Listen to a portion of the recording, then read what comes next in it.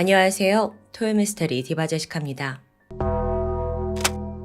2014년 1월 23일 아침, 멕시코 북부 산페르난도 지역에 살던 20살 여성 카렌 로드리게스는 평소처럼 출근을 위해 운전을 하고 있었습니다. 신호에 걸려서 잠깐 멈춘 순간 갑자기 카렌의 차 앞뒤로 2대의 트럭이 막아섰죠. 곧장 이 트럭에서 남성들 무리가 우르르 내리는데 카렌은 위협감을 느끼게 됩니다. 왜냐하면 그들이 모두 총으로 무장하고 있었기 때문이에요. 달려온 남성들은 카렌을 강제로 끌어냈고요. 그대로 그녀를 납치하고 말아요. 이게 불과 몇 분, 아니 몇 초 만에 벌어진 일입니다. 지금 이건 무슨 상황인가 싶은데 사실 여기엔 이 멕시코 산페르난도 지역의 혼란스러운 배경을 알아야 합니다. 여기는 미국과 국경을 맞닿고 있어요. 그만큼 마약 조직 카르텔이 판을 치고 있죠. 아시다시피 카르텔은 미국으로 마약을 밀매하면서 큰 돈을 벌어들이는데 이것도 문제지만 사실 진짜 문제는 따로 있습니다. 이 지역의 카르텔 조직 간의 세력 다툼이 아주 잔인하게 벌어진다는 거예요. 그들은 상대 조직원을 끔찍하게 살해하고 그 시신을 거리에 걸어놓는 것으로도 유명합니다. 게다가 이런 공포는 조직원들뿐만 아니라 선량한 시민들에게까지 이어져요. 이 산페르난도 지역에서 카르텔이 점령하는 곳이다 라고 하면 법도 경찰도 통하지 않을 만큼 영향력은 대단합니다. 그런데 앞서 카렌을 납치한 그 무장 세력의 정체 또한 이 지역을 점령한 제타스라는 카르텔의 소행이었죠. 참고로 제타스는 멕시코에서 가장 폭력적인 카르텔 중 하나입니다. 그 예로 지난 2010년에 무려 72명의 이민자들 다 살해하고 안매장한 사건이 있었어요. 이걸 소위 산페르난도 학살이라고 부르거든요. 멕시코 역사상 가장 잔인한 학살이었고요. 아니 그럼 이들이 왜 착한 시민들을 죽이는 거냐? 최근 제타스의 경쟁 조직이 많이 생겼습니다. 입지가 줄어들었죠? 그렇기에 더 많은 마약을 구하기 위해 돈이 필요해요. 그 방편으로 무고한 시민들을 납치해서 몸값을 요구하고 있던 겁니다. 모든 게 다 돈 때문이죠. 한편 딸의 납치 소식을 들은 53세의 엄마 미리암 로드리게스는 당시 멕시코에 있지 않았습니다. 그녀는 돈을 벌기 위해 미국 텍사스주의 한 가정에서 가사도우미로 일하고 있었어요. 그러다가 새벽 4시쯤 멕시코로부터 딸이 납치됐다라는 소식을 들었는데 그녀는 망설임 없이 바로 짐을 꾸렸습니다.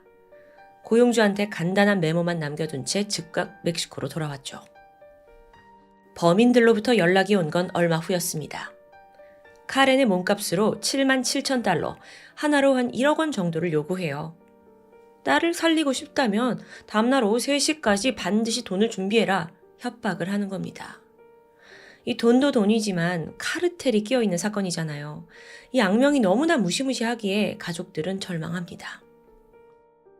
사실 그래도 카렌의 집안은요, 대대로 이 지역에서 의류 사업을 하고 있었습니다.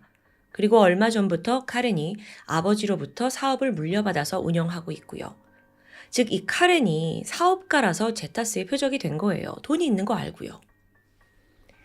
납치범들의 전화를 받은 엄마 미리암은 곧장 경찰서로 향했습니다. 그래도 공권력에 신락 같은 희망을 품었던 거예요. 하지만 경찰은요? 꼼짝도 하지 않죠. 아시다시피 멕시코가 치안이 좋지 않잖아요. 그 예로 1960년대부터 현재까지 그냥 이유 없이 실종된 사람만 대략 10만 명이 넘는다고 합니다. 1년에 대략 6천 명이 넘는 실종자가 발생하고 있고요. 그렇기 때문에 멕시코 경찰에게 실종 사건? 이건 평범해요. 늘 벌어지는 일이고요. 근데 또 카르텔이랑 연결되어 있다? 오히려 경찰은 주춤합니다. 여기서 미리암과 가족들은 포기하지 않았습니다. 일단 은행으로 가서 예치되어 있는 돈 전부 인출했고 또 부족한 건 우여곡절 끝에 간신히 대출로 돈을 준비했어요. 그거 다 가방에 넣어서 조직원들이 지정해준 장소에 내려놓고는 제발 딸이 살아 돌아오길 간절히 기다리고 있었죠. 하지만 안타깝게도 그들은 돈만 가져갔습니다. 얼마 후 납치범들로부터 다시 연락이 왔습니다. 카렌의 몸값으로 2,000달러, 그러니까 한화 260만 원 정도를 추가로 더 달래요. 사실 이 납치범들은요, 카렌 가족이 생각보다 빠르게 그 큰 돈을 준비한 것에 좀 놀랬어요. 아니, 사실 기뻤죠. 역시 얘네 돈이 있구나 싶어서 더 많은 돈을 뜯어낼 꿍꿍이었고요. 근데 이 가족들이 언제까지고 카르텔에 끌려다닐 순 없잖아요. 당장 딸의 안전도 지금 모르는 상황이고요. 이러지도 저러지도 못하는 상황에서 엄마 미리암이 나섭니다. 그녀가 납치범과의 통화에서 내가 너네를 직접 만나 돈을 건네겠다 라고 대범한 제안을 한 겁니다. 이때 조직원들은 좀 깔깔댔어요. 중년의 여성이 제 발로 우리 카르텔을 만나겠다고 찾아와? 우스운 거예요. 그래서 별다른 경계 없이 그 요청을 받아들이게 되는데요. 며칠 후 미리암은 시내에 있는 한 식당에서 제타스 조직원 2명과 대면합니다. 돈을 건네줬고 니들이 하란 대로 했으니 제발 내 딸 돌려달라고 애원해요. 하지만 조직원들은 말을 빙빙 돌리면서 답을 내놓지 않습니다. 머리 쓰는 거예요. 돈 더 뜯어내려고. 그런데 바로 이 순간 어디선가 치치치 하는 소리가 들려요. 이게 그 조직원 허리춤에 있던 무전기였는데 가만히 보니까 자기들끼리 무전을 하면서 이걸로 경찰이나 군대가 어디에 있는지 위치를 파악하고 또 공유하고 있더라고요. 근데 마침 이때 그 상대방 무전기에서 들려오는 이름 하나가 있었습니다. 사마. 엄마는 그 이름을 몇 번이고 되새기게 됩니다. 이날 돈은 건넸지만 여전히 딸은 돌려받지 못했습니다. 가족들은 더 애가 탔어요. 이거 시간이 흐르면 흐를수록 카렌이 살아있을 확률도 점점 낮아지니까요. 어쩌면 딸은 이미 이 세상 사람이 아닐지도 모르는 그런 절박한 상황입니다. 그리고 이때 엄마 미리암이 또다시 결심을 해요. 내가 무슨 일이 있더라도 내 딸 데려간 범인들에게 기필코 대가를 치르게 하겠다라는 다짐이었죠. 어쩌면 이건 딸이 살아 돌아올지 모른다라는 희망에서 아예 분노와 복수심으로 바뀌는 순간이 아니었나 싶습니다. 근데 실질적으로 어떻게 범인들을 응징할 수 있을까요? 엄마에겐 단 한 개의 실마리가 있었죠. 바로 사마. 미리암은 먼저 딸의 SNS를 탐색하기 시작해요. 잘 생각해보면 조직원들은 분명 카렌이 언제 출근을 하는지 어디로 가는지 그 경로 다 알고 있었잖아요. 그렇다면 조직원 중에 누군가가 카렌과 가까운 사이일지도 몰라요. 그 희망을 가지고 추적을 하던 중 SNS에서 사마라는 이름의 남성을 찾아냅니다. 엄마가 들어가서 사진들 하나씩 다 분석했고 여기서 무언가 눈에 띄었죠. 최근에 사마와 다정하게 사진을 찍은 여성이 있어요. 근데 이 여성이 아이스크림 가게의 유니폼을 입고 있더라고요.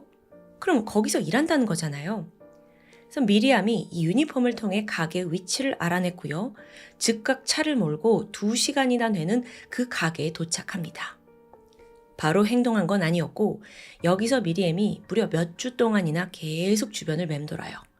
사마가 나타날 거다 때를 기다린 거죠. 그렇게 피말리던 시간이 이어지던 중 드디어 사마가 모습을 드러냈습니다. 그는 그 사진 속의 종업원을 차에 태우더니 어딘가로 향해요. 미리암도 빠르게 뒤쫓아갔죠? 그렇게 도착한 곳은 사마의 집이었습니다. 마침내 중요한 거처를 알아낸 거죠.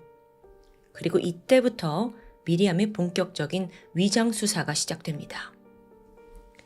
그녀는 과거 공무원으로 일했습니다. 그때 입었던 유니폼 꺼내서 입고 머리도 다 염색했어요. 알아보지 못하도록요. 그리고선 종이 한 장 들고 여론조사하는 것처럼 이 동네 곳곳을 맴돌기 시작해요. 마침 이 사마의 가족과 친척, 지인들도 다 이 동네 살더라고요. 그들을 한 집 한 집 방문하기 시작했죠.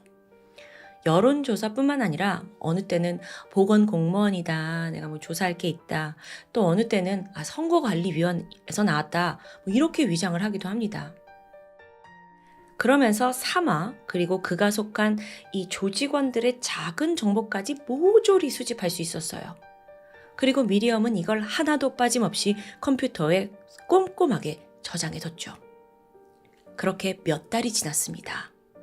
이제 보니까 그녀의 컴퓨터에 조직원들의 개인정보, 가족관계, 출신, 전과 방대한 자료가 쌓이게 된 거예요.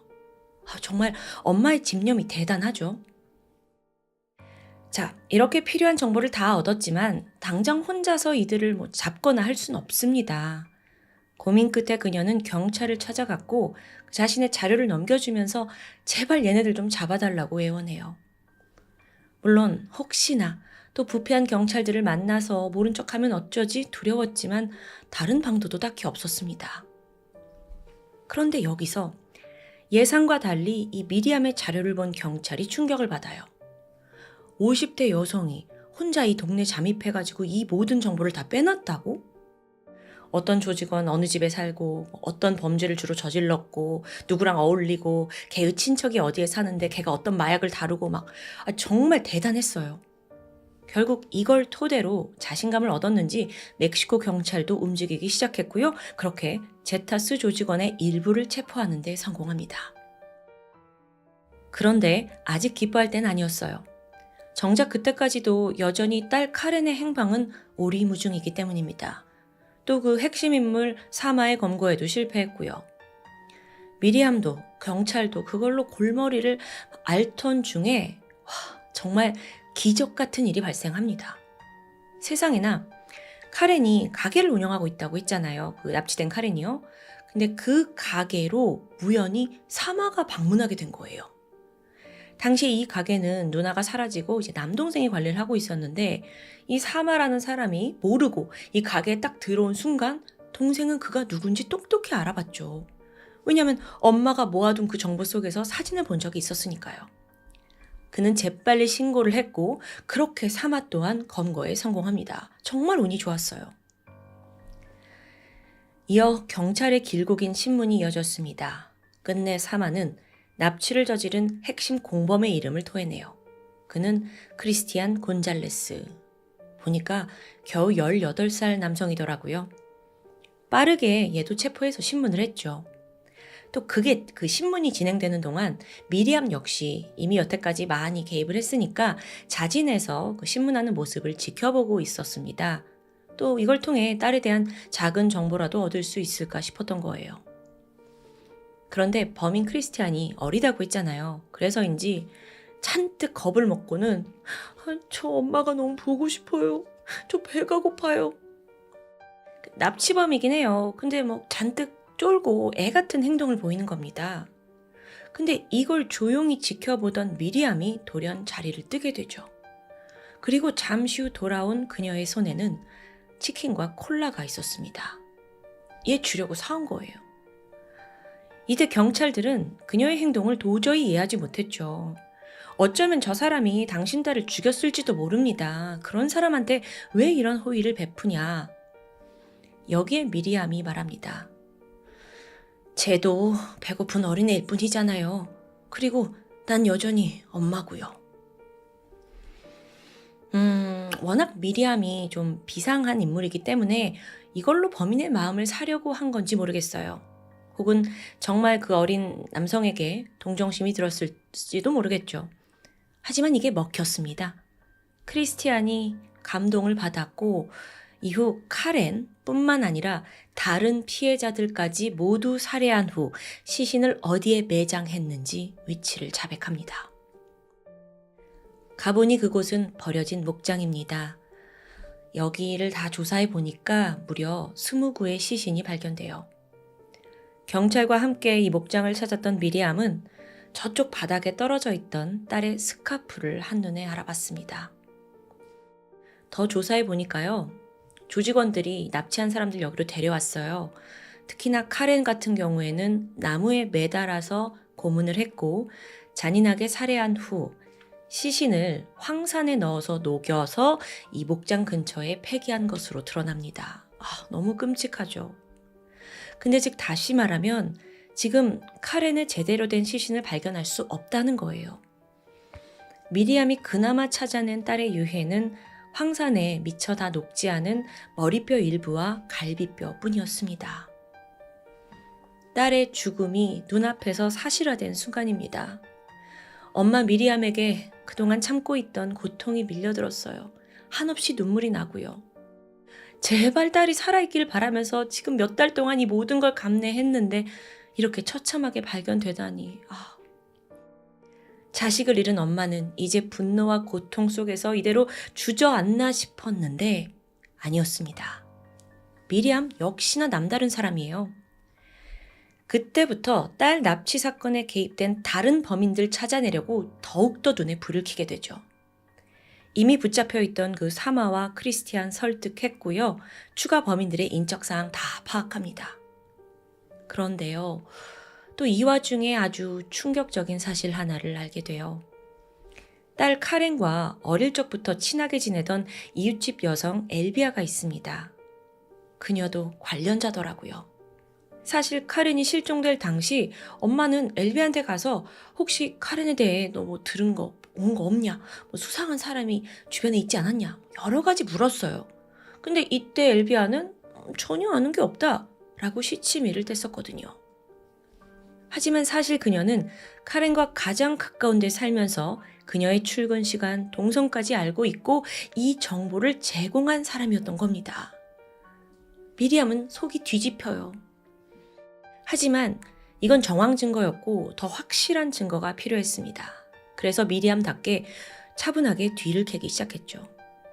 그러다가 알아낸 게 이 엘비아가 수감되어 있는 한 카르텔 조직원과 연인 사이더라고요. 즉 그 조직원 남친한테 정보를 제공했다는 게 성립되는 순간이죠. 그래서 엘비아가 그 남자한테 면회를 갈 때까지 잠자코 기다립니다. 그러다 결국 현장을 덮쳐서 체포에 일조하게 돼요. 이후 추가적으로 수사를 해보니까 가족이 그때 카렌 몸값으로 지불을 했잖아요. 상당히 많은 돈을. 그 중에 일부가 엘비아에게 갔더라고요. 수고비로요. 그야말로 믿는 도끼에 발등 찍힌 거죠. 그렇게 범인 색출에 지금 혈안이 돼 있는 미리암은 지역에서 거의 카르텔 사냥꾼이 됩니다. 어떤 일화가 있냐면 그 납치범들 하나하나 추적해 가던 과정에서 한 명이 보니까 이 동네에서 평범하게 꽃을 파는 꽃집 사장님이에요. 근데 알고 보니까 원래는 납치범인 거고요. 이번에 미리암은 더 적극적으로 개입했습니다. 자기가 직접 권총 가지고 위협했어요. 그리고 이 사람 붙잡아 놓고 경찰이 올 때까지 무려 1시간이나 대치했죠. 정말 점점 대단해져요. 그렇게 미리암은요, 무려 3년간 자체 수사와 또 검거를 진행했고 이 납치 관련자 중 10명을 찾아내서 경찰에 넘기는 데 성공합니다. 몇몇은 아까처럼 직접 자기가 넣었고요. 그런데 여러분, 이게 마냥 기뻐할 일만은 아니었어요. 이 미리엄의 행보가 소문이 나면서 점점 그녀를 노리는 사람들이 생기게 된 겁니다. 그러던 2017년 3월 문제의 조직원들이 다 수감되어 있던 어떤 교도소에서 대규모 탈옥 사건이 벌어집니다. 그렇게 힘들게 잡은 범인들이 허무하게 다 밖으로 나오게 된 거죠. 그리고 동시에 이들은 분명 미리암을 노릴 거예요. 그녀 또한 신변의 위협을 느꼈고 즉각 경찰에 보호를 요청해요. 근데 그렇다고 해서 미리엄이 이 범인 추적을 멈출 생각은 아니었습니다. 그래서 위험을 감수하고도 여전히 막 차 안에서 잠복 생활을 하면서 계속 이 사람들을 예의주시했죠. 덕분에 마지막 목표 중 하나였던 관련자 여성을 붙잡는 데 성공합니다. 어떤 여성이었냐면 카렌이 납치되고 와서 너 좀 예쁘게 생겼네? 라는 이유로 막 카렌의 얼굴 짓밟고 모질게 고문한 그런 사람이었어요. 그리고 2달 후인 5월 10일입니다. 그날 미리암은 늦은 밤 자신의 차를 몰고 집 앞에 도착합니다. 얼마 전에 마지막 색출자 그 여성을 추적하는 과정에서 발목이 부러졌어요. 그래서 깁스를 한 상태였죠. 조심스럽게 깁스한 다리 꺼내가지고 차에서 내리던 순간 집 앞에 주차되어 있던 트럭에서 남성 둘이 내리더니 기다렸다는 듯 미리암에게 13발의 총을 발사합니다. 당시 거동이 불편한 미리암은 몸을 미처 피할 수가 없었던 거예요. 그래서 총 맞고 그 자리에서 숨지고 말았죠. 딸을 죽인 범죄자들에 대한 어머니의 복수가 그렇게 비극으로 막을 내립니다. 그런데 우연의 일치였을까요? 미리암이 숨진 날은 하필 멕시코의 어머니의 날이었다고 합니다. 그녀의 죽음은 지역사회에도 큰 파장을 불러오게 돼요. 사람들은 죽음의 분노를 느꼈고 또 그녀의 외로운 사투에 공감을 느끼기 시작했죠. 그래서 그때 도시 광장에 미리엄을 기리는 명판이 세워지기도 했는데요. 또 생각해보면 아니 경찰에 신변 보호 요청했잖아. 근데 얘네는 너무 무심하게 대응한 거 아니야? 그래서 미리엄 죽은 거 아니야? 비난이 이어졌습니다. 또 뿐만 아니라 카르텔 범죄 조직의 소탕에 어떻게 우리 정부는 이렇게 소극적이냐 항의 시위도 열렸고요. 멕시코 당국 또한 이런 분위기를 눈치챘는지 우리가 결코 그 미리엄 씨의 죽음을 헛되이 하지 않겠다라고 선언하게 됩니다. 그렇게 미리엄이 죽은 지 3개월 후에 경찰들은 그녀를 살해한 범인 2명을 붙잡게 돼요. 예상대로 탈옥에 성공한 그 조직원들이었죠. 여기서 그치지 않았고 경찰은 미리암이 남긴 그 자료를 바탕으로 납치와 관련된 또 다른 범인들도 하나하나 색출해가기 시작했습니다. 그녀가 세상을 떠난 지 7년, 여전히 지금 이 순간에도 멕시코에서는요, 피해자 가족 모임이 만들어지고 그들이 직접 나서서 카르텔을 쫓고 있어요. 동시에 위험한 일을 하니까 카르텔의 살해 표적이 되고 있고요. 과거 미리암이 조직을 추적할 당시에 많은 사람들이 안전을 우려했어요. 아니, 얼마나 무서운 조직인데 당신도 무참히 죽을 수 있는데 어떻게 이러고 사냐고요. 이때 미리암이 말했죠. 그놈들이 날 죽이든 말든 상관없어요. 내 딸이 살해되던 날 나는 이미 죽었으니까요. 정말 강한 모성애와 집념을 보여준 미리암의 삶. 지금까지 토요미스테리 디바제시카였습니다. 안녕하세요. 토요미스테리 디바제시카입니다. 2004년 1월 미국 필라델피아주에서 하원 의원이던 앙헬 크루즈 사무실에 한 젊은 여성이 찾아왔습니다. 보니까 영어를 잘 못하는 이민자였는데 그녀가 무작정 애원하기 시작했죠. 제 딸 살아있어요. My baby. 되찾을 수 있게 도와줘요. 앙헬 의원은 일단 그녀를 진정시키고 이야기를 들어보게 되는데 이 사건의 전말은 정말 믿기 힘들 만큼 충격적이었습니다. 일단 해당 여성은 31살이던 루스 쿠에바스, 고향이었던 푸에르토리코를 떠나 미국에 터전을 잡게 된 이민자 맞아요. 그녀의 배우자 역시 이민자였던 8살 연상의 페드로 베라였고요. 두 사람 모두 영어가 유창하진 않았지만 하루하루 미국에서 치열한 이민 생활을 이어갔는데요. 시간이 지나서 부부는 둘을 쏙 빼닮은 연년생 2 아들을 낳고 살게 됩니다. 하지만 여전히 딸을 원했던 아내는 몇 년 뒤에 2 아들이 한 3살, 4살 됐을 때쯤 1997년 축복이 찾아오죠. 아내가 그토록 원하던 딸을 임신하게 된 겁니다. 같은 해 12월 5일 드디어 막내딸 델리마가 태어났습니다. 너무도 기다리던 아이여서 부부가 기뻐했는데 그리고 한 열흘 지난 12월 14일 주변 사람들한테 아이도 보여주고 또 출산을 축하할 겸 집에서 작은 파티를 준비하게 됩니다. 이날 초대받은 사람들은 가족 그리고 친구들 뿐만 아니라 부부의 먼 친척들까지 포함되어 있었습니다. 평소 교류가 잘 없어서 얼굴을 모르는 사람들도 있었지만 라틴계 특성상 서로 축하해 주려고 모이는 자리는 충분히 자연스럽거든요. 그래서 모두 한마음으로 아이의 탄생을 기뻐했죠. 그리고 이날 남편 페드로의 먼 친척 누나 캐롤린 코레아도 파티 참석자 중 한 명이었습니다. 마침 그녀 또한 얼마 전에 딸아이를 출산했어요. 그래서 두 엄마는 만나서 육아에 대한 이야기를 나누며 친밀함을 다졌고요. 시간이 지나 파티는 어느덧 막바지에 접어들었고 사람들이 하나둘 떠나갑니다. 부부가 뒷정리를 한 뒤에 금방 잠에 들었죠.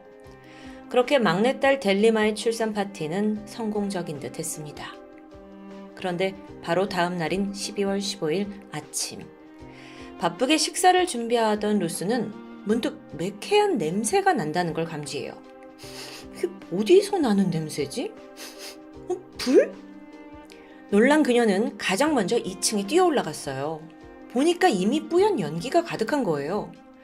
가슴이 철렁했죠. 왜냐면 이 2층에는 2 아들 그리고 또 갓 태어난 델리마가 자고 있었거든요. 루스가 급히 두 아들 방으로 가서 애들을 깨워서 밖으로 대피시킵니다. 그리고 다음으로 딸 델리마를 구하기 위해 연기를 해치고 다른 방으로 들어가요. 그런데 아기 방은 이미 화염이 걷잡을 수 없을 만큼 아주 심각한 상황이에요. 엄마 루스는 반정신이 나갔죠. 그래서 죽어도 구해야 된다는 생각에 얼굴에 화상을 입어가면서까지 간신히 아기 방에 도달하게 되는데 믿을 수가 없습니다. 아기 침대가 요람이 비어있는 거예요.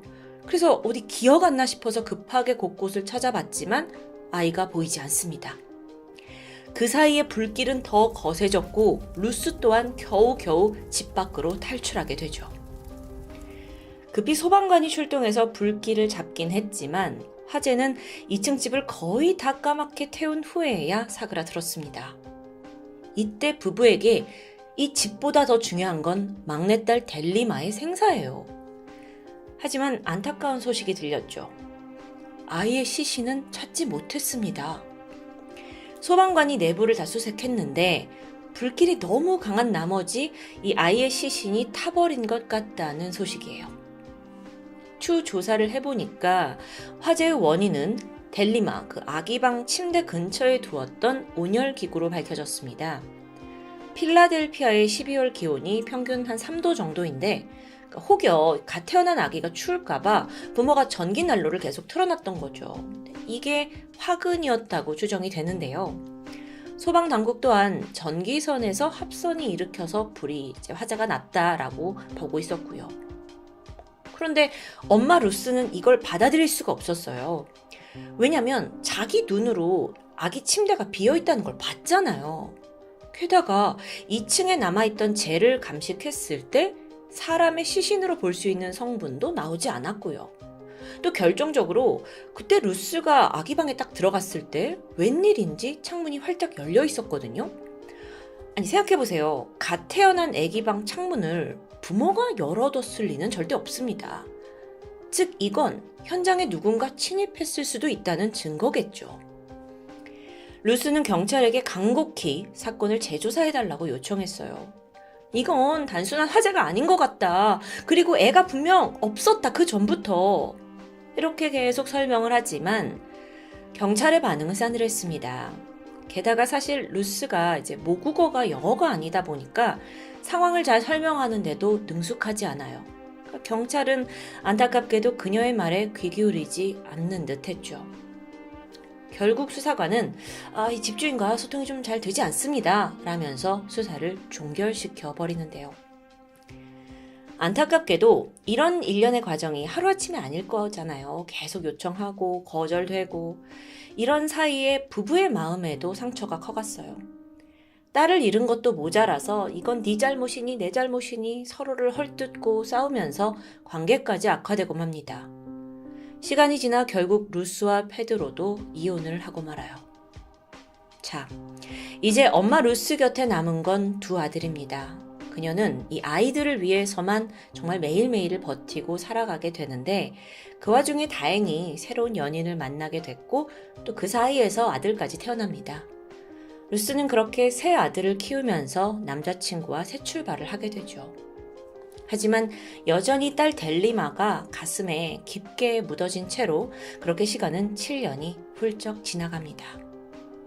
그러던 2004년 1월 24일 이날 루스는 아들 친구의 생일 파티에 초대받았어요.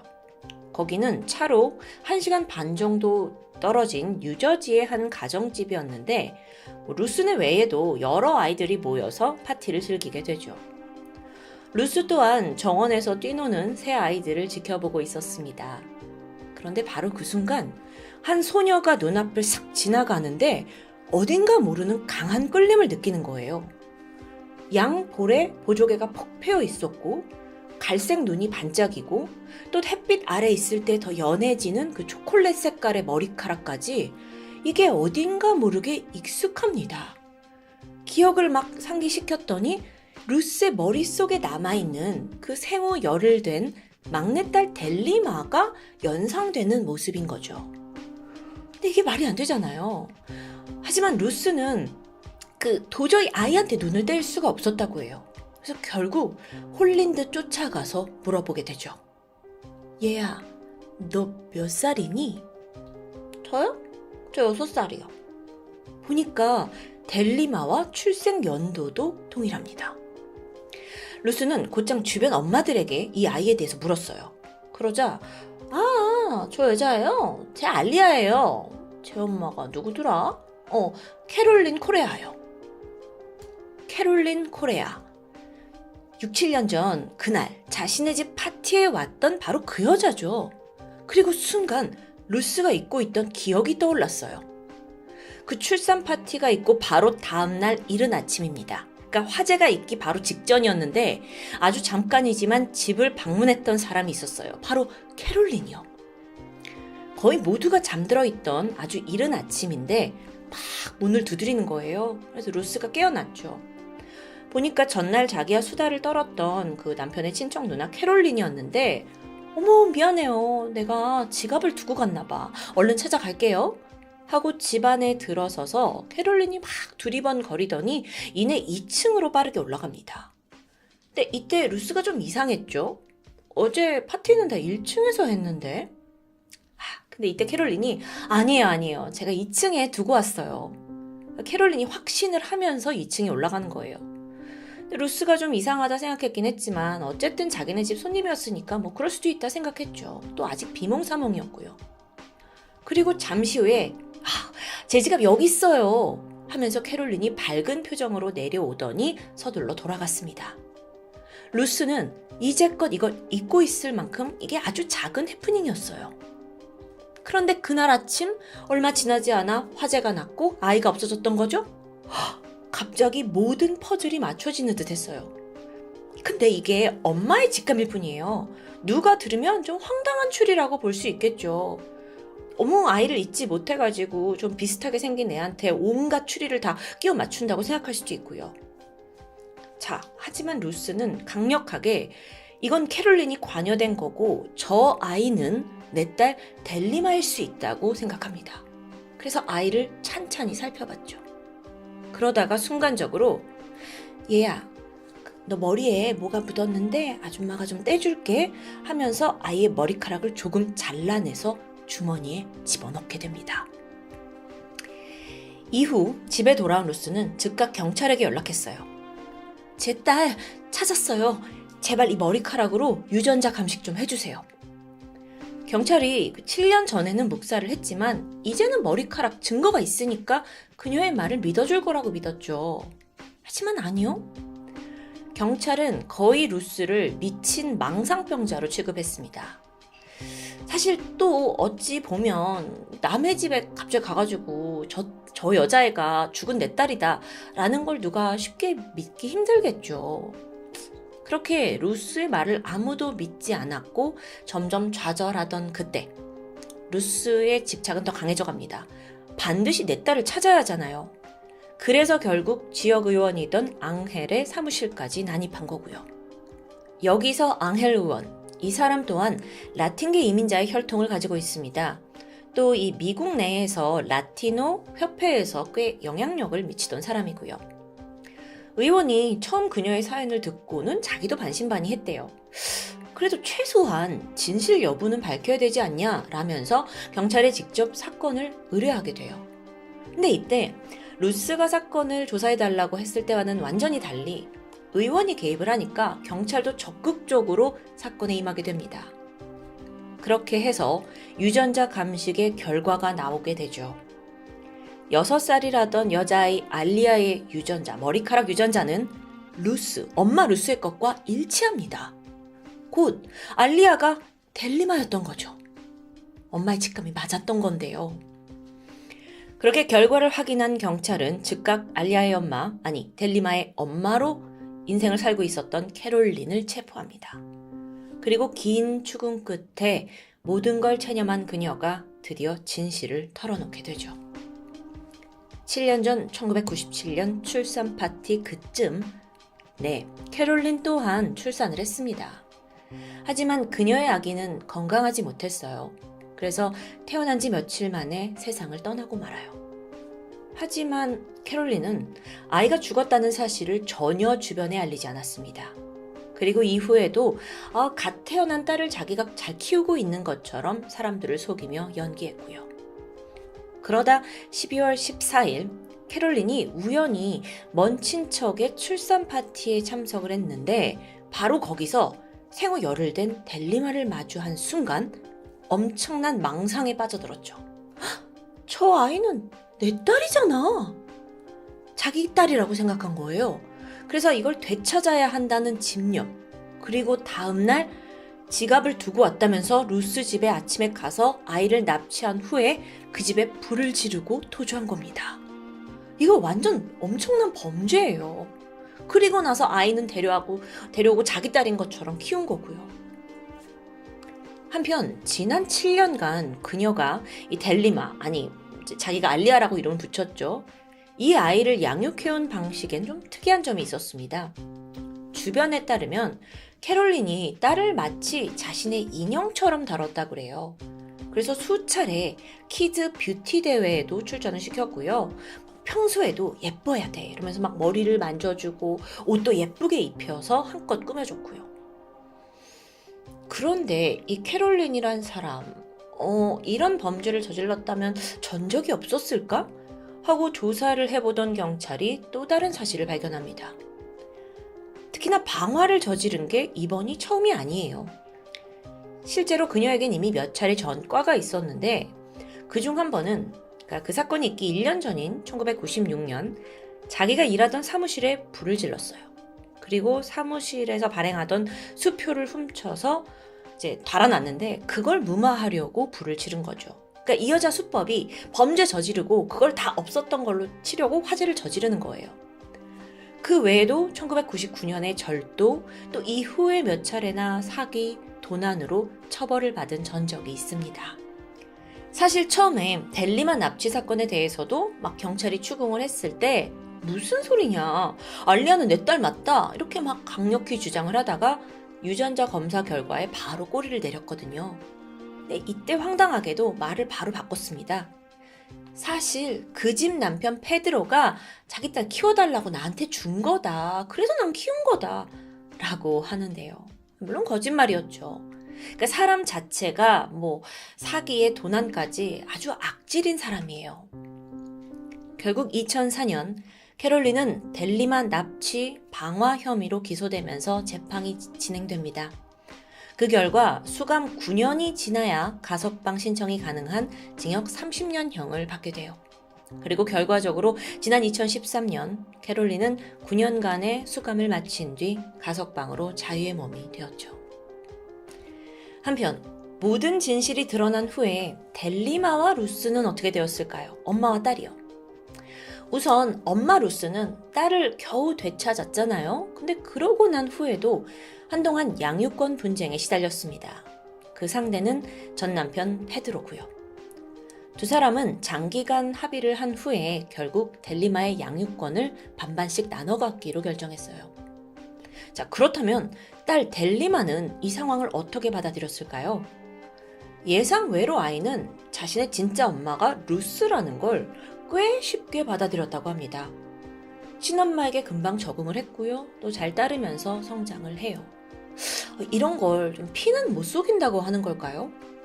사실 6살이라는 다소 어린 나이였기 때문에 그때는 자기가 납치당했다는 걸 제대로 인지하지 못했을 수도 있겠죠. 그런데 너무도 안타깝게 모녀가 또 다른 현실적인 문제에 맞닥뜨렸어요. 6살까지 성장하는 동안 델리마는 집에서 오직 영어만 쓰고 자랐습니다. 반면에 부모였던 루스와 페드로는 주로 스페인어만 쓰면서 영어는 여전히 능숙하지 못했고요. 근데 또 델리마는 스페인어를 하나도 못합니다. 그래서 이런 언어 문제로 인해서 아이는 친부모와 재회를 한 후에도 한동안은 마음껏 대화를 할 수 없었다고 해요. 하지만 엄마 루스에겐 그게 그렇게 큰 문제는 아니었습니다. 죽은 줄 알았던 아이를 되찾았다는 것만으로도 그녀에게는 충분히 행복했으니까요. 언어야 사실 커가면서 배우면 되는 거겠죠. 오늘 사건 정말 믿기 힘든 실화인데요. 이게 사실 지난 2019년에 영화로 제작되기도 했습니다.